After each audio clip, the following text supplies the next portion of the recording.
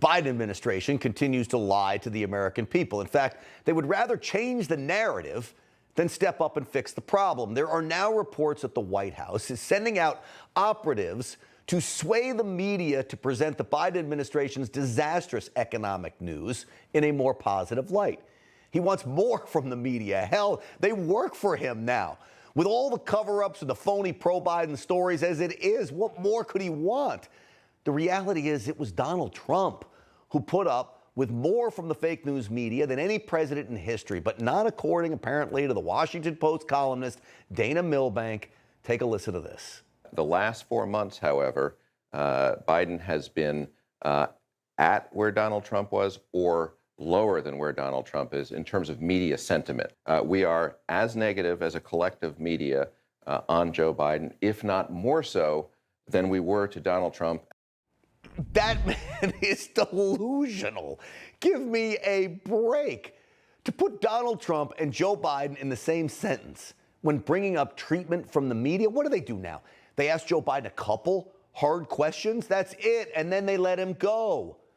Joe Biden gets handled with kid gloves on a daily basis by this fake news. All of it, truthfully, folks, is absolutely unbelievable.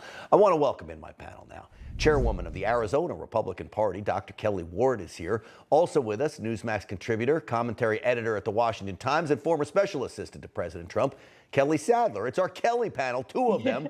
Dr. Kelly and Kelly Sadler, both of you, welcome to the program. Kelly Ward, let's start with you. Come on, is he serious that somehow Joe Biden gets worse treatment than President Trump from the media? Right, come on, man. That's a bunch of malarkey. Just baloney. From the cover-up of Hunter Biden during the election to Ukraine to the propaganda that almost every single mainstream media outlet promulgates for the Biden administration, it's BS. Kelly Ward, you had to deal with the media while working with President Trump. BS, maybe even an understatement. Kelly Sadler, excuse me. No, I mean, the whole Russia hoax, for example, we now know it was a hoax, but that plagued President Trump's presidency. Two made up impeachment, claims trumped up on this bogus whistleblower information. The media ran with these scandals and reported them as though they were the truth for all of the 4 years that President Trump ran. But listen, Joe Biden has had a disastrous last 4 months. The media wants to cover him, but how can you cover a guy who leaves Americans stranded behind in Afghanistan, the horrible withdrawal, with supply chain crises, inflation at a 30-year high, missing the jobs numbers last Friday by more than half? The economy is plummeting. So how do you even put a positive spin on this? The fact that they're trying to do so is absolutely laughable. Well, I'll tell you, they absolutely do try to do so. And it can be seen with whether it's the infrastructure bill, whether it's this new spending bill, you name it. So Elon Musk came out and was talking about Biden's bills here. And this is what he had to say about it. I would just can this whole bill. Don't pass it. That's my recommendation. Do we need support for gas stations? We don't. So there's no need for this for support for a charging network. I would delete it. Delete. So he said about the charging network, Dr. Kelly Ward. That's Elon Musk there. I love it. Right. Delete.